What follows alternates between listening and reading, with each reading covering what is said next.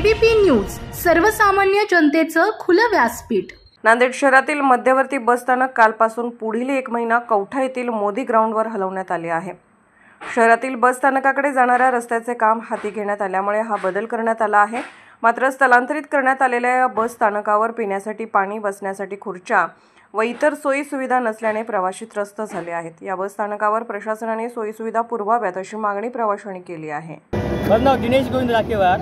हे bus stand इथं मामा चौकात आल्यामुळे मोदी गार्डनमध्ये प्रवाशांना खूप त्रास होत आहे। जेणेकरून ऑटो भेटत नाही आणि ऑटोवाले त्यांची मनमानी करत आहे। आवाज रेट सांगत आहेत भाडे घेण्यासाठी। फक्त सरकारला विनंती आहे की या लवकरात लवकर जुन्या बस स्टँडचं काम करून घ्या आणि तिकडे बस स्टँड चालू करा। सोय वगैरे काही नाही आहे इथं, बसण्याची सोय नाही, ऊन आहे भरपूर, लेकरं लहान येतात इथं, त्यांना ताण वगैरे लागते, खायची सोय नाही, हॉटेल वगैरे काही नाही आहे इथं। फक्त विनंती आहे सरकारला पाण्याची, बाथरूमची, जेणेकरून महिलांना त्रास होऊ नये, लेडीजला त्रास होऊ नये। ऑटो भरायला ते